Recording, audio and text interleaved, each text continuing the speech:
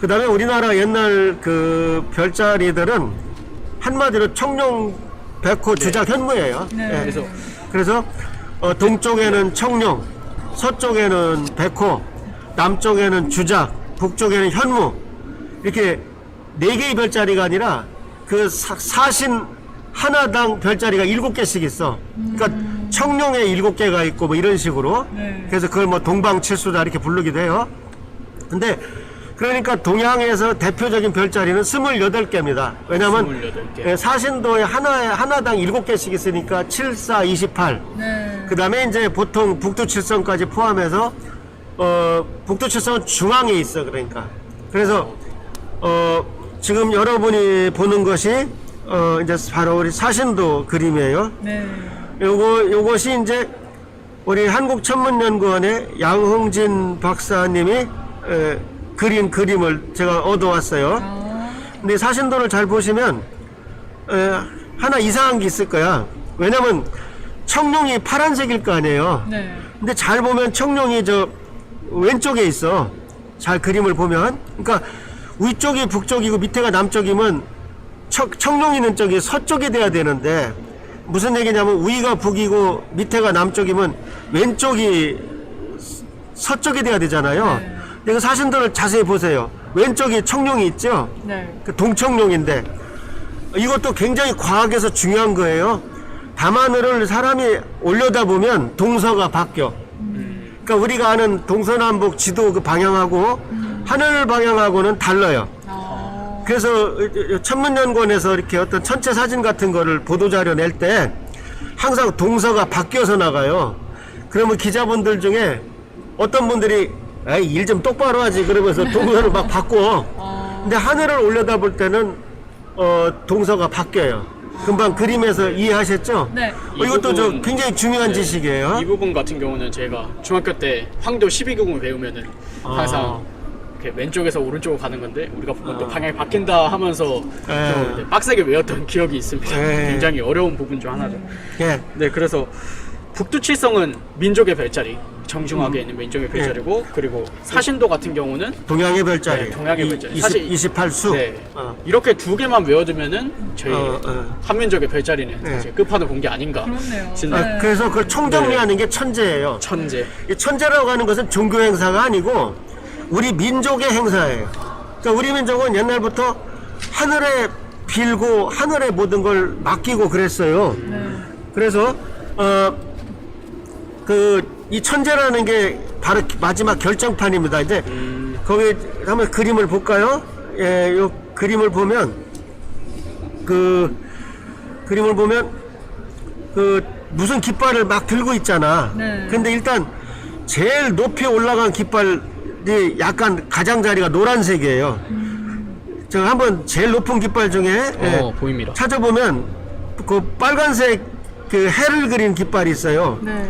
거기 자세히 보면 가운데가 까맣죠. 네. 그게 삼조고예요. 아, 그 다음에 왼쪽에 또 약간 왼쪽에 높은 깃발 노란 게 하나 우뚝 솟아 있죠. 그거 잘 보면 토끼예요. 네, 왼쪽. 그게 네, 달. 왼쪽에. 네. 그 다음에 그 가운데에 그 깃발에 가려서 조그만 노란 깃발이 하나 있는데 그게 북두칠성 깃발이고 거기 지금 학생들이 자기가 왜 들고 있는지도 모르고 들고 있는 깃발이 전부 다 28개예요. 28개. 네, 그러니까 바로 사신도에서. 그 사신도 그 하나당 7개씩 있는 28수예요. 28수를 쓸 때 한자로 쓸 때 그 숙자가 원래 숙박한다 살 때 숙자예요. 근데 요때는 수로 읽어야 돼. 그게 별자리 숫자예요. 머물 숙자도 되지만 그래서 28수라고 해야지 28숙이라고 하면 어디 가서 망신당해요. 근데 거기 학생들 들고 있는 건데 잘 보면 색깔이 있어요. 깃발이 색깔별로 7개씩이야. 잘 보면 거기 빨간색도 있고 검정색도 있고 뭐 녹색도 있고 그렇죠. 색깔별로 7개씩이야. 그게 바로 그러니까 이 천재라고 하는 것은 하늘에 비는 거고 하늘에 빌려면 해, 달, 별에 빌어야죠. 그러니까 해, 달, 별의 대표 깃발을 중앙에 높게 3개를 걸어. 그게 삼조고 토끼, 북두칠성이야. 북두칠성은 28수에 안 들어가요. 그러니까. 그 다음에 나머지가 이제 색깔별로 7개씩 28개가 네. 있어요. 예, 그래서 요게 전형적인 우리 천재를 지내는 이게 매뉴얼이에요, 이게. 아, 예. 그렇구나. 예, 천재를 지내는 사람이 왕이기도 했고 그렇죠. 사실 제 네. 임금님의 묘에 보면은 네, 여기 사신도가 그렇죠. 이렇게, 네. 네. 임금님을 어떻게 보면 네. 수호하는 수호령으로서 네, 그려지기도 했죠. 네. 네, 이 임금님의 위치가 정말 높다는 게 이 천재 문화 그리고 무덤에 보면 사신도 문화에서 이렇게 엿볼 수가 있는데 이 임금님의 역할 중 하나가 계절과 시간을 정확하게 기록해서 백성들이 때에 맞게 농사를 지을 수 있도록 도와주는 게 굉장히 중요한 역할이잖아요. 어떻게든 백성들이 잘 먹고 잘 살아야지 나라가 잘 돌아가니까. 네. 그런 부분에서 천문, 이 천문이라고 하는 것, 하늘을 보고 시간을 정확하게 재는 것이 정말 국가적으로 있어서 그리고 백성들의 삶에 있어서 중요한 역할을 했다고 네. 볼 수 있을 것 같습니다. 그럼 혹시 교과서에서 배울 때 천체에 대한 뭐 내용을 배운 적이 있나요? 천재 하면은 아무래도 고대사 할 때 자주 나오죠. 뭐 영고, 동맹, 그렇죠. 뭐 이런 고려하면 배우지. 영고, 예. 고구려 동맹, 예. 동해 무천, 그리고 고려의 팔관의 등이 생각이 납니다. 근데 근데 이제 조선 이후로 네, 조선 이후로는 네, 본 적이 중국의, 없는 것 같아요. 네, 사대주의로 네. 인해서 천재 문화가 끊어졌죠. 아, 끊어진 네, 건가요? 아. 네. 그게 바로 이제 명나라를 숭배하다 보니까 아, 네. 거기가 천자의 나라니까 그 우리는 그 하늘의 죄를 못 지낸 거죠. 그 여러분들 연속극 같은 거 보다 보면 뭐 전하 종묘 사직을 지키세요 하는 말 나오죠. 그렇죠. 거기서 종묘는 묘소라는 걸 알겠는데 사직이 뭐냐면 그게 곡식이랑 땅의 죄를 지내는 거야. 그러니까 우리는 제후국가라고 스스로 인식을 해서 하늘에 그 죄를 지내는 걸 조선시대 들어와서 포기하게 돼요. 그러니까 조선시대는 좀 정말 세종대왕이나 이순신 장군이 안 계셨으면 정말 암울한 시대가 될 뻔했어요. 그때는 우리는 소중화만 돼도 작은 중국만 돼도 원이 없겠다 하던 때예요. 그때가. 그래서 조선시대가 우리 천손 정신이 가장 쇠퇴한 그 시대거든요. 그러니까 천재가 당연히 없어지는 거죠. 아, 예. 네.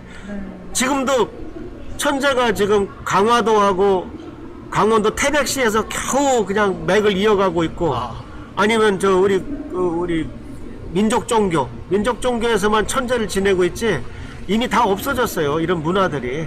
그리고 이 천재 문화가 한번 부활했던 시기가 아, 있었죠. 그렇죠. 네. 그러니까 제 생각에는 이런 건 나라 차원에서 반드시 복구가 돼야 되고 적어도 한 나라의 대통령이 참성단에 가서 조상들한테 절해야 돼요. 그게 우리 문화에 어울리는 문화예요. 이게 종교도 아니고 우리 문화야, 문화. 네. 한국 사람이면 이렇게 해야 되는데 그런 걸 학교에서 안 가르치고 뭐 그러니까 생소한 거야. 생소하고 어떤 사람은 심지어 그걸 미신이다, 막 사이비 종교다 이런 사람들도 있어. 그러니까 개천 그러면 개천절날 놀기는 해. 근데 왜 노는지를 모르는 그게 거죠. 심각하죠. 네. 그런 게 심각한 거야, 사실은. 예. 맞습니다. 나라의 혼이 빠지는 거예요, 국혼이. 네. 예. 그래서 다행히 이제 조선의 마지막 왕인 고종께서 이제 현재 이 문화를 다시 부활시켜 주셨죠. 네, 이게 굉장히 역사적으로 중요한 사실이죠, 그죠? 네, 원고단에서 네, 네. 천재 문화를 다시 지내게 되었는데 네, 근데 그래서 이제 대한제국으로도 이름을 그렇죠. 바꿨고, 근데 아직까지 학생들이 이 부분이 얼마나 중요한지 잘 인지를 못하는 것 같습니다. 그렇죠. 네. 저 역시 역사 공부하면서 이 고려 이후 제 천재 문화 본 적이 없다고 했잖아요. 네. 그래서 이게 사실 정말 무의식적으로 넘어간 부분이긴 한데 대한사랑에서 제대로 공부를 하니까 이 천재, 천자의식 이런 게 국가적인 의미에서 얼마나 큰 역할을 하는지 또 한번 의미 깊게 각성하는 시간이 있었습니다. 네.